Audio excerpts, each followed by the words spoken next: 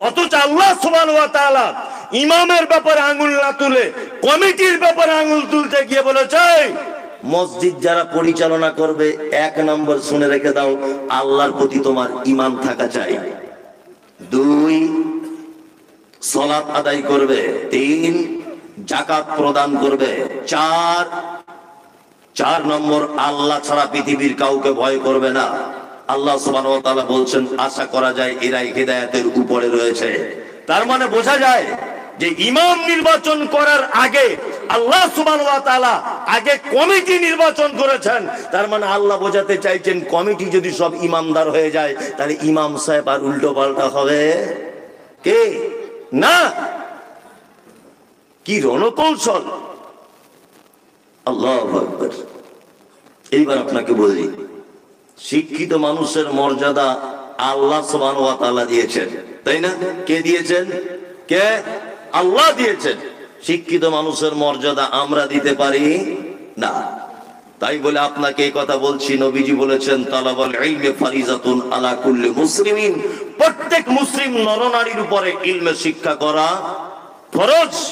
এখন এই জায়গাটা আল্লাহর নবী একথা বললেন না যে অন্য কোন শিক্ষা অর্জন করা যাবে না, এই কথা বলেছেন? বলেননি। অন্য শিক্ষাতেও আপনি শিক্ষিত হন, কোনো অসুবিধা নাই, কোনো প্রবলেম নাই, তবে বাধ্যতামূলক আপনাকে দ্বীনের শিক্ষা অর্জন করতেই হবে। আপনার ছেলে ডাক্তার হোক, মাস্টার হোক, প্রফেসর হোক, ইঞ্জিনিয়ার হোক, ব্যারিস্টার হোক, হাকিম হোক, উকিল হোক, আইপিএস হোক, আপনার ছেলে বিডিও হোক, এসডিও হোক, সবকিছু হোক, কিন্তু আপনার ছেলে যেন একটু দ্বীনের জ্ঞান তার ভিতরে থাকে।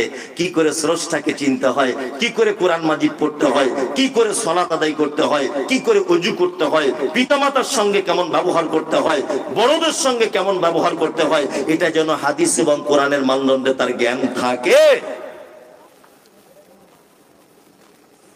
আপনার এই শিক্ষা শিখে আপনি পাপী হবেন কখন, গুনাহগার কখন হবেন? যখন আপনি এই দুনিয়াবী শিক্ষা অর্জন করার ফলে শিক্ষা প্রয়োগের ক্ষেত্রে আপনি যদি উল্টা পাল্টা করেন তাহলে হবেন আপনি পাপী। কি বললাম বুঝলেন নাই? প্রয়োগের ক্ষেত্রে স্কুলে পড়ানো হয়, এর নাম হচ্ছে মেরি, কোরআন বলছে এর নাম মারিয়াম। স্কুলে পড়ানো হচ্ছে এর নাম যিশু, কোরআন বলছে এর নাম ঈসা। কোরআন বলছে ফাইন্না খালাকনাকুম মিন তুরাবিন সুম্মা মিন নুতফাতিন সুম্মা মিন আলাকাতিন সুম্মা মিন মুদগা। আল্লাহ বলছে মানুষকে আমি সৃষ্টি করেছি মাটির উপাদান দিয়ে। অথচ স্কুলে আপনার বাচ্চা শিখছে বানর থেকে মানুষ হয়েছে, চার্লস ডারউইনের থিওরি। স্কুলে হচ্ছে কি হচ্ছে না? আপনার ছেলে এই শিক্ষায় শিক্ষিত হোক, এটা আমার আপত্তি, তবে আপনার ছেলে যেন কখনোই এই কথার উপরে ঈমান রেখে এই কথা যেন বাস্তবে রূপ দেওয়ার যদি চেষ্টা করে তাহলে এই শিক্ষায় শিক্ষিত হওয়া হারাম, চলবে না। আপনার ছেলে এটা জানুক ওর নাম যিশু, কিন্তু আপনার ছেলের সাথে সাথে এটাও জানুক যে ওর নাম ঈসা আলাইহিস সালাম। আপনার ছেলে এটা জানুক ওর নাম মেরি, সাথে সাথে এটাও জানুক আপনার ছেলে যে ওর নাম মারিয়াম। আপনার ছেলে এটা জানো চার্লস ডারউইনের থিওরি, বানর থেকে হয়েছে, এটা আপনার ছেলে জানো। এটা দুনিয়ার শিক্ষায় শিক্ষিত হতে হয়, পরীক্ষায় লিখতে হয়, কিন্তু আপনার ছেলে যেন সাথে সাথে এটাও জানে যে মানুষকে আল্লাহ সুবহানাহু ওয়া তাআলা মাটির উপাদান দিয়ে তৈরি করেছে। কি বলছি বুঝতে পারছেন না? কি আশ্চর্য তথ্য আমাদেরকে পড়ানো হয়, কি আশ্চর্য ব্যাপার। কিছুদিন আগে আমাকে একজনা জিজ্ঞাসা করছে জলসাতে, কি জিজ্ঞাসা করছে? বলছে আপনাদের সব ভালো, আপনাদের ভণ্ডামি বেশি মৌলভী সাহেবদের। কি ভণ্ডামি বেশি? বলছে আমরা ছোটবেলাতে শিখেছি আলিফ বে তে সে জিম হে খে, আমরা ছোটতে শিখেছি না? এখন আবার মৌলভী সাহেবরা ঢং করে বলছে আলিফ বা তা সা জিম হা খ। এটা কেমন হলো? হ্যাঁ, তাহলে আপনি কি করেন? বলছে আমি পেশা একজন প্রাইমারি স্কুলের টিচার। তাহলে আগে আলিফ বে তে সে এটা ছিল, আপনার প্রশ্ন জেগেছে আলিফ বা তা সা এটা কেন হলো? আচ্ছা বলুন তো, আপনি লিচু বানান করুন, লিচু। তা বলছে লয় হর্ষি চয় হর্ষু লিচু। যে কেন? অ আ হর্ষই দীর্ঘ এতে লি বলে একটা অক্ষর আছে না, আছে না নেই? আমি বললাম মাস্টার মশাই তাহলে লি দিয়ে লিচু হলো না কেন, ল দিয়ে কেন হলো?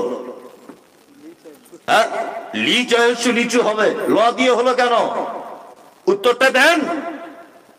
বলছে আপনাদের সঙ্গে কথা বললে তো পেঁচে লাগিয়ে দিবেন, পারা যাবে না।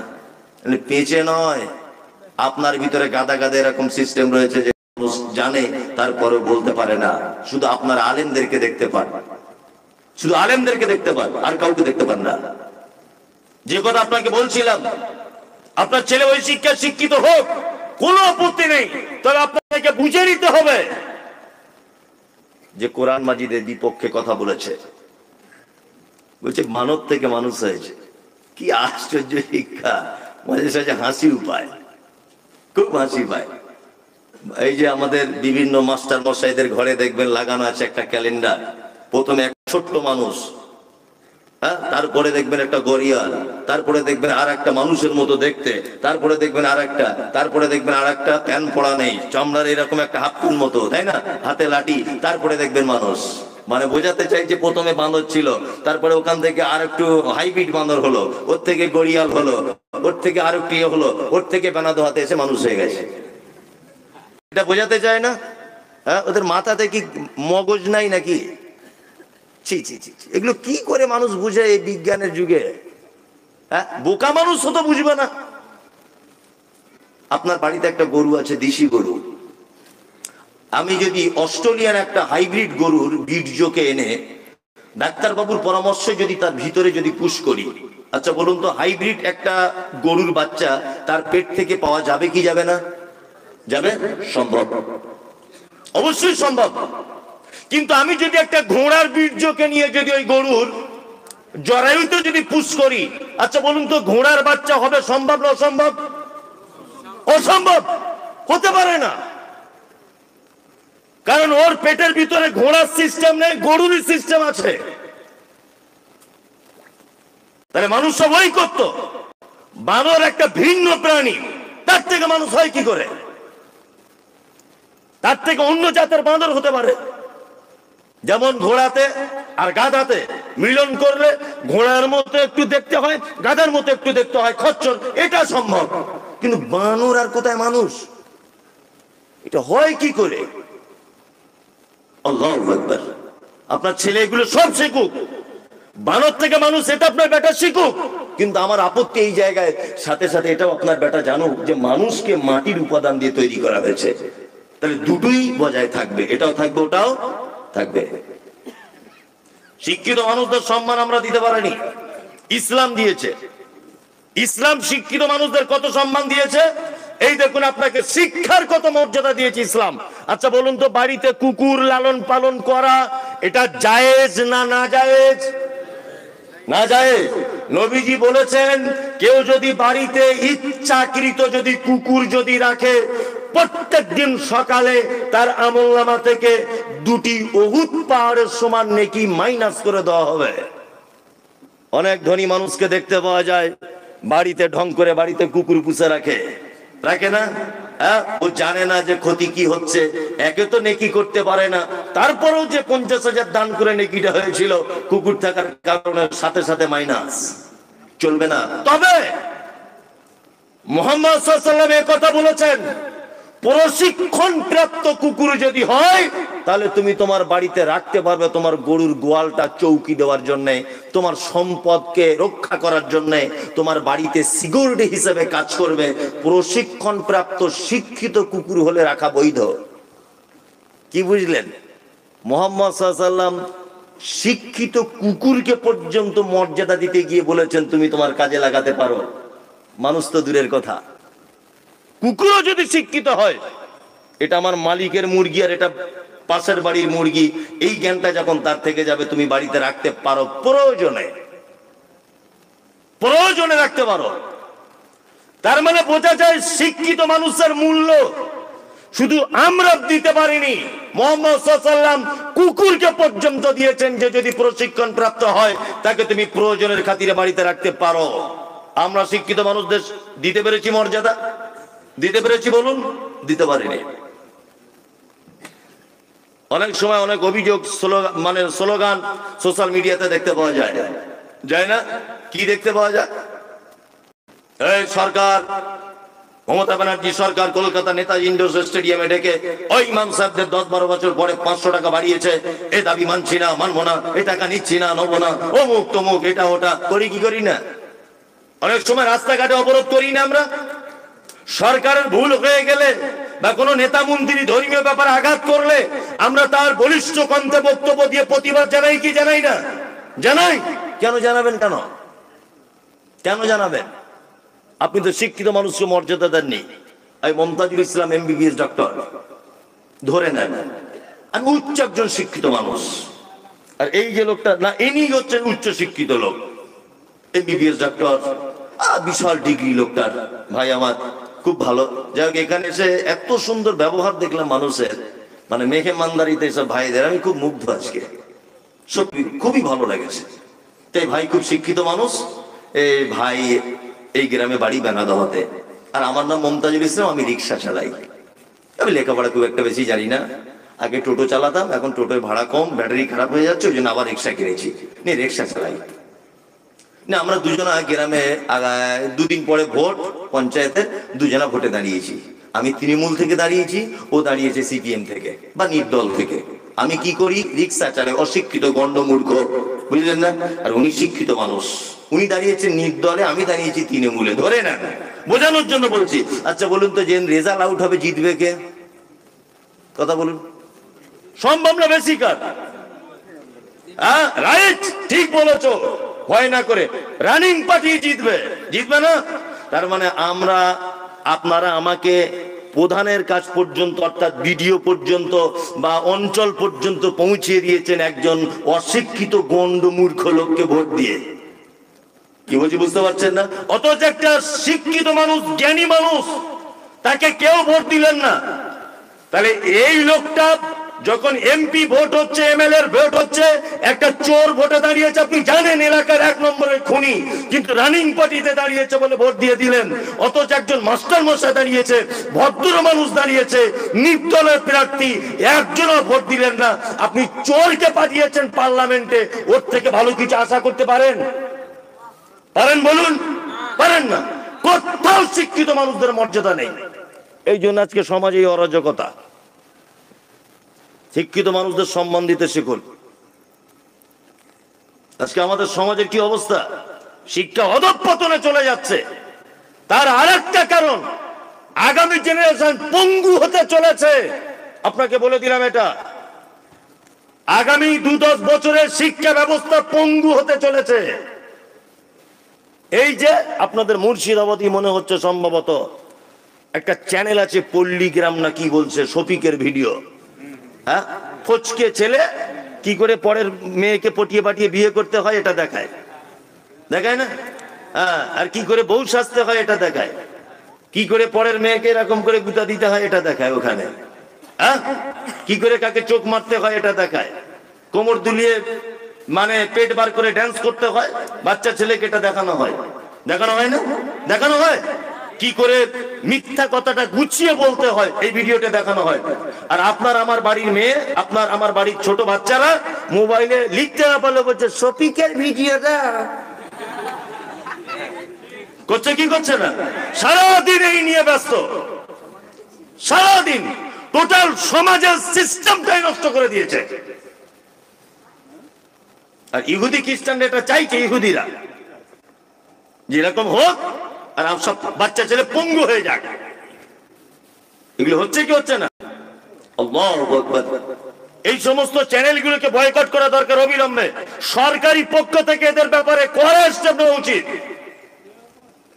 জনস্বাক্ষর করে এই চ্যানেলের বিপক্ষে থানাতে অভিযোগ জানানো উচিত। গোটা শিক্ষার ব্যবস্থা, শিশু মনের, কচি মনের সুচিন্তা ভাবনাকে এই সমস্ত মিডিয়াতে দেখা, পল্লীগ্রাম, এটা ওটা, এই সমস্ত ভিডিও আমাদের সর্বনাশ করে দিচ্ছে আগামী জেনারেশনকে। করছে কি করছে না? একটা বাচ্চা শিশু কাছে মোবাইল না থাকলে ভাত খায় না। আপনাকে কি বলবো, আমারও মেয়ের অবস্থা তাই, কিছু করার নেই। অবশ্যই আপনার কাছে বিনীত অনুরোধ, শিক্ষিত হন, আপনার ছেলেকে করুন, তবে একেবারে এক পক্ষ অবলম্বন করবেন না, তাহলে সমাজ আরো অধঃপতনে চলে যাবে। কি বলছি বুঝতে পারছেন? আপনার ছেলে শিক্ষিত হোক, সাথে সাথে মাদ্রাসার সঙ্গে একটুখানি টাচ রেখে দেবেন ইনশাআল্লাহ। ইনশাআল্লাহ দ্বীনি শিক্ষা এবং দুনিয়াবি শিক্ষা দুটোই হবে ইনশাআল্লাহ। তাহলে আপনার ছেলেকে মানুষ বলে সমাজে গণ্য হবে, তাছাড়া হবে না। কি আশ্চর্য ব্যাপার! দ্বীনি শিক্ষা না থাকলে কত সমস্যা দেখতে পাচ্ছেন না? ওই যে বাংলাদেশের একটা কোন নাস্তিক আছে, আসাদ নূর, ব্রাদার রাহুলের সঙ্গে ডিবেট হলো, যেটা দেখেছেন, কত বড় অসভ্য নাস্তিক। নাস্তিক আবার মানুষ হয় নাকি? নাস্তিক তো কেউ হয় না, গরু হতে পারে, নাস্তিক হবে না। ও শিক্ষিত যদি হবে, নাস্তিক হবে না। ঠিক আছে, জেনারেল শিক্ষিত অনেক লোক আছে, আমার এই কথাগুলো কেটে দেন তো দেখি, তাহলে বলবো আপনি বাপের বেটা। আপনার কত সার্টিফিকেট আছে আর কত আপনার এডুকেশন আছে, কত আপনি শিক্ষিত মানুষ, আমার এই কথাগুলো কেটে দেন যে মমতাজুল সাহেব আপনি এতক্ষণ যা কথা বললেন সব কথা ক্যান্সেল, এটাই ঠিক। মানুষ নাস্তিক কেন হবে? গরু হতে পারে। একটা কথা মাথায় রাখবেন, আমি বিরিয়ানি খাচ্ছি এখানে এসে বেনাদোয়াতে, বিরিয়ানি অরিজিনাল খাইনি, বোঝানোর জন্য। কেউ বুঝতে পারছেন না, তবে আমাকে রিকোয়েস্ট করেছে অনেকবার খাওয়ার জন্য, এটা বোঝানোর জন্য। বিরিয়ানি খাচ্ছি, খুব টেস্ট বিরিয়ানি, আরে বাবা, একদম মচমচ মচমচ করে মুখে দিয়ে চিবিয়ে একদম পেটের ভিতরে ঢুকিয়ে দিলাম। আচ্ছা বলুন তো, আমি যে বিরিয়ানিটা খেলাম এর পিছনে একটা রাঁধুনি আছে না নেই? আছে, আছে, রাঁধুনি থাকবে। আমি এই মাইকটায় কথা বলছি, এই মাইকের পিছনে একজন মাইকটা যে তৈরি করেছে কর্তা, এটা থাকবে কি থাকবে না? থাকবে। একজন গায়ক গান গাইছে, এ দুনিয়া এ মাহফিল তেরে কাম কি নেহি, গান শুনছেন। আচ্ছা বলুন তো, এই গান শুনতে শুনতে আপনার একটা গায়কের কথা মনে পড়বে কি পড়বে না? পড়বে কি পড়বে না? পড়বে। গান মানে গায়ক থাকতে হবে। এক কথায় বোঝা যায়, কর্ম থাকলে কর্তা থাকা বাধ্যতামূলক। কাজ যেখানে আছে তার পিছনে একজন কর্তা থাকতেই হবে। হবে কি হবে না? হবে। এই যে প্রতিদিন পূর্ব দিকে সূর্য উঠছে, পশ্চিম দিকে ডুবে যাচ্ছে, আচ্ছা বলুন তো, প্রতিদিন এই যে ডিউটি সূর্যটার, এটা একটা কাজ কি কাজ নয়? তাহলে এর পিছনে একটা কর্তা থাকতে হবে কি হবে না? হবে। তার মানে বোঝা যাচ্ছে নাস্তিক হবার কোনো অপশন নেই, ও গরু, ও নাস্তিকও নয়। আশ্চর্য ব্যাপার, ও স্রষ্টা চিনতে পারছে না।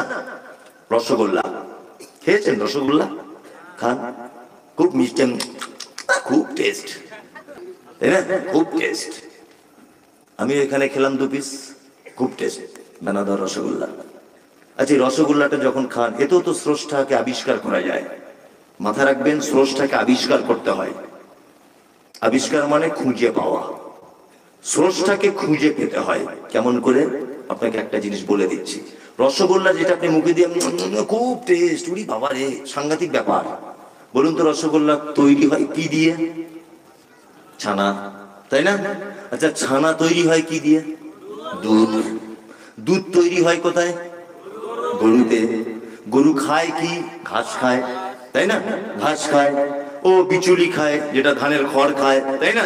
সবকিছু খায়। ওর পেটে থাকে কি? গোবর। গোবর। ওর শরীরের ভিতরে আছে কি?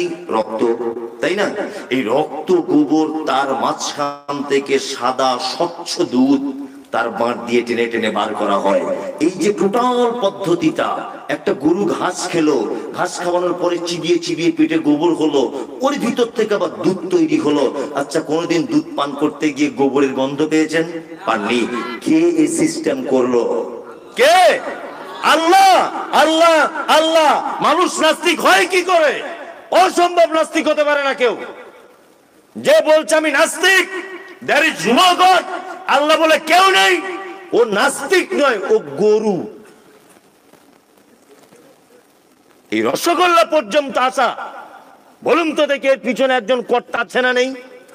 আছে। কে তিনি? আল্লাহ, আল্লাহ, আল্লাহ। এইবার আপনাকে বলবো শিক্ষিত মানুষদের সম্মান কতটা। এক, খুব মনোযোগ দিয়ে আমার বক্তব্যের এতক্ষণ সব যদি ভুলে যান, আমার 10 পয়সা আপত্তি নেই, এই জায়গাটা ভুলবেন না। পবিত্র আল কোরআনে শিক্ষিত মানুষদের মর্যাদা দিতে গিয়ে আল্লাহ সুবহানাহু ওয়া তাআলা একটা আশ্চর্য ঘটনা বর্ণনা করেছেন। ইতিপূর্বে আপনি শুনেছেন, এটা আমি জানি, তারপরেও আপনার সঙ্গে পুনরাবৃত্তি করছি আমি। লোকমান হাকিম বলে একটা লোক ছিলেন, নাম শুনেছেন? শুনেছেন? নবী ছিলেন? হ্যাঁ, ছিলেন না। রসুল ছিলেন? ছিলেন না। সাধারণ মানুষ ছিলেন। বাড়ি কোথায়? যারা ইতিহাসের ছাত্র আপনারা জানেন, বা যারা জেনারেল লাইনের শিক্ষিত ছিলেন আপনারা ভালো জানেন যে দক্ষিণ আফ্রিকাকে বলা হয় দুর্ভিক্ষের মহাদেশ। এই দক্ষিণ আফ্রিকার একটি শহর, জায়গাটার নাম হচ্ছে হাবাসা, বর্তমানে যার নাম ইথিওপিয়া। এই ইথিওপিয়ার কোন একটা পল্লী গ্রামে জন্মগ্রহণ করেছিলেন, নাম তার লোকমান হাকিম। লোকটা পেশায় বকরি চড়াতেন, পেশাতে কাঠের ভালো মিস্ত্রি ছিলেন, কিন্তু জ্ঞানী খুব জ্ঞানী। কেমন জ্ঞানী জানেন? লোকমান হাকিম যে মালিকের বাড়িতে কাজ করে বকরি চড়ানোর, একদিন বকরি জবাই করেছে। মালিক বলছে, লোকমান আজকে রান্না হলো কি? বলছে, আজকে রান্না হয়েছে বকরি। লোকমান, এক কাজ করো, বকরির দেখে সব থেকে উৎকৃষ্ট জিনিসটা আমাকে দাও, আমি খাবো। লোকমান হাকিম আনলেন হৃৎপিণ্ড, আনলেন বকরির জীব। জীব আর হৃৎপিণ্ড, এই দুটো জিনিসের প্লেটে করে দেওয়া হলো মালিককে। মালিক খাচ্ছে, খেতে খেতে বলছে, লোকমান তাহলে এইটাই একটা প্রাণীর দেহের সব থেকে উৎকৃষ্ট, মানে উত্তম? বলছে হ্যাঁ। লোকমান হাকিম কিছুদিন পরে আবার বকরি জবাই করে রান্না করেছে। মালিক বলছে, এই লোকমান, আজকে তুমি বকরির দেহের সব থেকে নিকৃষ্ট জিনিসটা আমার কাছে আনো, আমি খাবো। লোকমান হাকিম আবার এই হৃৎপিণ্ডটা আনলেন আর জীব আনলেন। তখন মালিক বলছে, লোকমান এই দুটো আগের বার এনেছিলে উৎকৃষ্ট বলে, আজকে নিকৃষ্ট, আবার এইটাই আনলে। তখন লোকমান হাকিম বলছেন, হুজুর, একটা প্রাণীর ভিতরে যদি দুটো জিনিস সুস্থ থাকে তাহলে সে সুস্থ। একটা মানুষের ভিতরে যদি দুটো জিনিস কেউ ভালো করে নিতে পারে, তার জন্য জান্নাত আল্লাহ রেডি করে রেখে দিয়েছে। এক, তার হৃৎপিণ্ড যদি ভালো হয়। দুই, তার জিহ্বা যদি ভালো হয়। সারা পৃথিবীতে যত বিপর্যয় হয়েছে, যত সাম্প্রদায়িকতা হয়েছে, যত হিন্দু মুসলিম মারামারি হয়েছে, মুজাফফরনগর থেকে শুরু করে আর আপনার ত্রিপুরা থেকে শুরু করে আর সারা ভারতবর্ষ যত জায়গায় সাম্প্রদায়িকতা, যত জায়গায় মানুষে মানুষে খুন মারামারি, তার মূল আগে কিন্তু পিস্তল ব্যবহার করা হয়নি, আগে ধনুক ব্যবহার করা হয়নি, আগে বোম বারুদ ব্যবহার করা হয়নি। সমস্ত ঝামেলার মূলে হচ্ছে এই জায়গাটা, জীব। তাই না? এই লোকটা সুস্থ এখানে বসে আছে, একে যদি আমি শালা বলে গালি দেই এখন, তাহলে ও আমাকে মারতে আসবে কি আসবে না? আসবে কি আসবে না? তাহলে ও যে আমাকে মারলো, আমি আবার ওকে মারবো, মারবো কি মারবো না? তাহলে বলুন তো, সর্বপ্রথম দুজনের ভিতরে বিচ্ছেদ ঘটিয়েছে কে? এই যে শালা বলে গাল দিয়েছি, তাই মানে জীব। এই জায়গাটা যে হেফাজত করতে পারবে। এই লোকমান হাকিম তার বেটাকে কয়েকটা জিনিসের শিক্ষা দিয়েছেন। আপনার কাছে অনুরোধ, আল্লাহ সুবহানাহু ওয়া তাআলা লোকমান হাকিমের সেই শিক্ষাটাকে, তার বেটাকে দেওয়া শিক্ষাকে এত গুরুত্ব দিয়েছেন, এত মর্যাদা দিয়েছেন। লোকমান হাকিমের দৈহিক গঠন সম্পর্কে তাফসীরের ভিতরে বলা হচ্ছে, লোকটা ছিল মানে বেঁটে লোক, চওড়া, কালো, কুচকুচ কুচকুচ কুচকুচ করতো। আফ্রিকার লোক মানে ঠোঁটটা মাটির দিকে ঝোলা, কালো কুচকুচে লোক। এর থেকে আর একটা জিনিস বুঝে নেন, বংশ মর্যাদা আপনার মর্যাদা বাড়ায় না। বাড়ায়? বাড়াবে না। আপনি সুন্দর বলে আপনার মর্যাদা বাড়াবে? বাড়বে না। কোটিপতি লোক আপনার মর্যাদা বাড়বে? বাড়বে না। কিন্তু আপনি শিক্ষিত মানুষ হলে আপনার মর্যাদা কে বাড়বে? লোকমান হাকিমকে আল্লাহ তাআলা একেবারে টেনে নিয়ে চলে এলেন পবিত্র আল কোরআনুল কারিমে। আশ্চর্য ব্যাপার, লোকমান হাকিম তার বেটাকে শিক্ষা দিচ্ছেন। সেই শিক্ষাটা আমি এবং আপনি কাল সকাল হতে হতেই আমার বেটাকে আর বেটিকে দেবো ইনশাআল্লাহ। ইনশাআল্লাহ বলুন, ইনশাআল্লাহ। এক, লোকমান হাকিম তার বেটাকে বলছেন, ওয়াইজ ক্বালা লোকমান লিইবনিহি ওয়া হুয়া ইয়াইযুহু ইয়া বুনাইয়া লা তুশরিক বিল্লাহ ইন্নাশ শিরকা লাযুলমুন আযীম। লোকমান হাকিম তার বেটাকে বলছে, লোকমান যখন উপদেশের ছলে তার পুত্রকে বলেছিলেন, হে আমার পুত্র, আল্লাহর সঙ্গে কাউকে কোনোদিন শরীক করে দিও না। আপনার পরিবারকে আপনার বেটাকে, আপনার বেটিকে, আপনার স্ত্রীকে, আপনার মাকে, আপনার বোনকে, আপনার বাপকে যদি জাহান্নামের আগুন থেকে যদি বাঁচাতে চান, তাহলে আপনার পরিবারকে সর্বপ্রথম যে শিক্ষাটা দেওয়া লাগবে সেটা হচ্ছে কি? শিরক। শিরক থেকে দূরে চলে এসো। পৃথিবীতে যত পাপ আছে শিরকের থেকে আর বড় কোনো পাপ কি নাই। শিরক কাকে বলে এটা আমি বলেছি অনেকবার, তারপরে আপনার স্মরণে নেই। আজকে ডাইরেক্ট শুনে যান। আল্লাহর যে ক্ষমতা আছে, এই ক্ষমতা পৃথিবীর অন্য কারো আছে এটা মনে করা শিরক। কি বলছি বুঝতে পারছেন?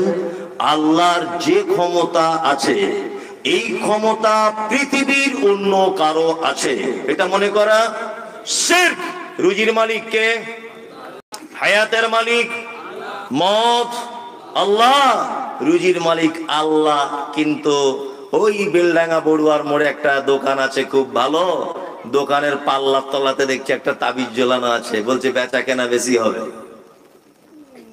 আছে না? আছে।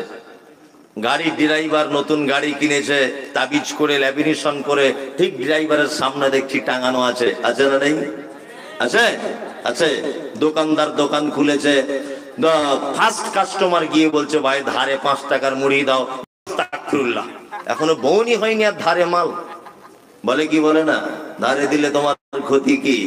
ড্রাইভার গাড়ি চালাতে চালাতে সামনের দিক দিয়ে একটা বিড়াল করে ব্রেক মেরে একদম ছাট করে দাঁড়িয়ে গেল। মানে মরে ড্রাইভার না প্যাসেঞ্জার এটা দেখার দরকার নাই, বিড়াল চলে গেছে সর্বনাশ করে দিব। তো বিড়ালের 10 পয়সার কোনো দাম নাই। আছে।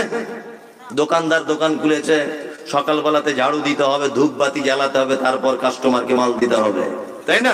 এই ঈমান আমাদের আছে না নেই? আছে। ও তো ধূপ, ও 10 পয়সাও কোনো দাম নেই।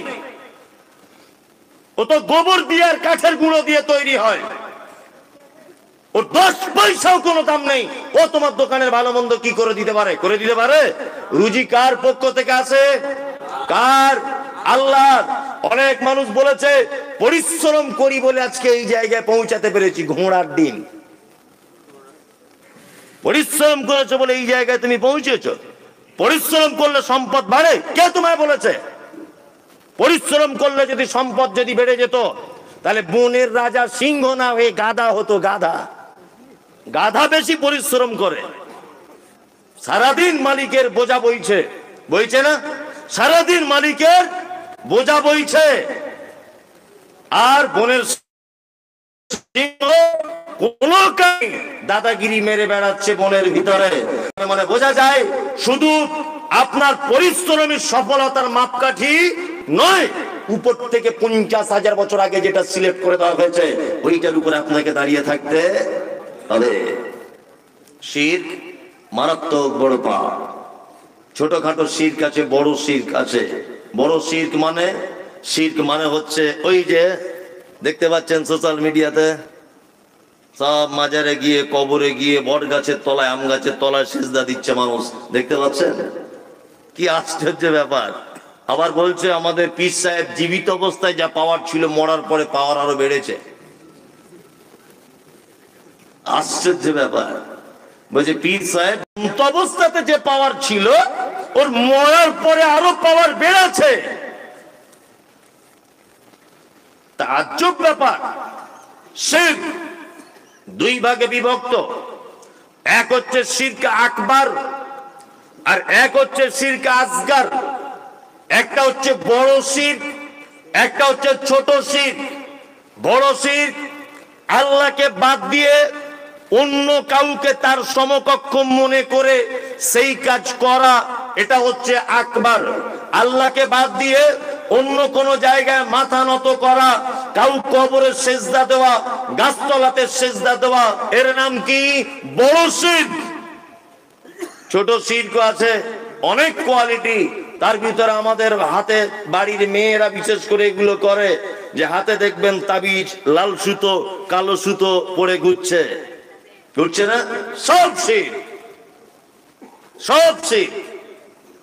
এই কথা আমি বলি মাঝে সাঝে, খুব বলি। আজকে আবার প্রসঙ্গক্রমে চলে এলো বলে আজকে আবার আপনাদেরকে বলছি, ইমাম সাহেব ওর বেতন 4,500, 8 বছরই করছে, 8 বছর বেতন কম বলে ভিতরে ভিতরে একটু তাবিজ টাবিজ দেয়, হালকা পাতলা দেয়, গোপনে গোপনে দেয়। একটা দোকানদার তাবিজ আনতে গেছে ওর কাছে, বলছে ভাই দোকানটা করেছি আজ 4.5-5 মাস হয়ে গেল, বেচা কেনা কাস্টমার খুব বেশি নাই, যদি একটু কিছু করে দিতেন তাহলে ভালো হতো। তো বলছে দেশি মুরগা জবাই করে রক্তটা বোতলে করে আনবা, আর এক কাজ করবে, যে ঘাটে মানুষ গোসল করে না ওই ঘাটের পানি লাগবে, গঙ্গার জল লাগবে 1 বোতল, আর আমি একটা তাবিজ করে দিব, দিয়ে আপনি এক কাজ করবেন, গঙ্গার জল অন্য পানির সঙ্গে মিক্স করে দোকানে সকালবেলাতে ছড়াবেন। আর রক্ত দিয়ে যে তাবিজটা লিখবে এটা তো খুব ইম্পর্টেন্ট ব্যাপার, এটা আপনি এক কাজ করবেন, ক্যাশ বাক্সের ভিতরে রাখবেন, আর আমি যেটা লিখে দিব ওটা পাল্লার তলায় আঠা দিয়ে চিটিয়ে দেবেন, দেখবেন কাস্টমার কি বলে। ও বাড়ি চলে এলো, ইমাম সাহেব বেশ মাথায় ফুঁক দিয়ে 500 টাকা ঝেড়ে নিয়েছে। ভালো করে বোঝার চেষ্টা করুন। আচ্ছা বলুন তো, ওর যদি রক্ত দিয়ে তাবিজ দেওয়া, ওর যদি লেখা তাবিজ দেওয়া, এর যদি দোকানে যদি বেচা কেনা বাড়ে, ও কেন 4.5 টাকা আজকে 10 বছর ইমামতি করছে? হ্যাঁ, ও তো একটু মসজিদের কমিটিকে তাবিজ করে কিছু বেতন বাড়িয়ে নিতে পারে, পারে কি পারে না? সে মারাত্মক বড় পাপ। বাস কিনেছে, বলেছে এটা সোশ্যাল মিডিয়াতে, বাস কিনেছে একটা লোক 15 লাখ টাকা দিয়ে, 15 লাখ টাকা বাস কিনে ওই যে পীর সাহেবরা বসে আছে বড় ফতোয়া পাঞ্জাবি পরে, জীবনে নামাজ কালাম কিছু করে না। আমি তো দেখে এসেছি দরগাতে 24 ঘন্টা এরকম করে খৈনি বলছে, 24 ঘন্টা এরকম করছে। আল্লাহ, এক ওয়াক্ত নামাজ নাই, কিছু নাই। গেছে ওখানে গিয়ে বলছে 15 লাখ টাকার বাস কিনেছি, কিছু ব্যবস্থা করুন। পীর সাহেব দেখছে বেশ ভালো একটা বড় কাস্টমার পেয়েছি, তখন বলছে হুজুর তাবিজ কেমন দাম পড়বে? বলছে লকডাউনের পর থেকে তো রেট বেড়ে গেছে, 10,000 টাকা মোটামুটি লাগবে। তো হুজুর তাহলে তাবিজে কাজ হবে? বলছে যে ড্রাইভার চালাবে ওর পাছার তলায় রেখে দেবে তাবিজটা, দেখবে তোমার বাস যখন বহরমপুর রোডে চলবে সব বাস ফাঁকা হয়ে যাবে, তোমার বাসে দেখবে প্যাসেঞ্জার বাদুরের মতো ঝুলছে। লোকটা তখন ভাবছে যদি সব প্যাসেঞ্জার খালি হয়ে যায় অন্য বাসে, আর আমার বাসে যদি ভিড়ভাট্টা করে, তাহলে 2 দিনে টাকা উঠে যাবে, 10,000 টাকার মাল নিয়ে চলে এসেছে। এই হারামখোর, হারামখোর, তোমার 10,000 টাকার তাবিজ যদি সব বাস খালি হয়ে এর বাসে যদি প্যাসেঞ্জার চলে আসে, তুমি ব্যাংকের ম্যানেজারকে একটু তাবিজ করে সব টাকা তোমার বাড়িতে আনো, তুমি কেন ফতুয়া করে তাবিজ লিখছো? হ্যাঁ, বিজ্ঞানের যুগে এই সমস্ত জিনিস চলে? চলে বলুন? শিরক মারাত্মক বড় পাপ। কত বড় পাপ, আল্লাহ কত রেগে যায়। আপনাকে একটা কথা যুক্তি দিয়ে বলছি, বোঝার চেষ্টা করুন। আপনার স্ত্রী খুব সুন্দরী, খুব সুন্দরী, আর ঠোঁট গুলো যেমন গোলাপি কালার, হ্যাঁ মাথার চুলগুলো তেমন, আর তার চলনটা তেমন, আর কি আড়া আড়ে দেখায়, মিষ্টি করে হাসে, মানে তাকে বলা যাবে না আর কি। আচ্ছা বলুন তো, আপনার স্ত্রী যে এত সুন্দরী, আপনার কোনো অবদান আছে? কথা বলুন, নাই। ইমাম সাহেবকে 500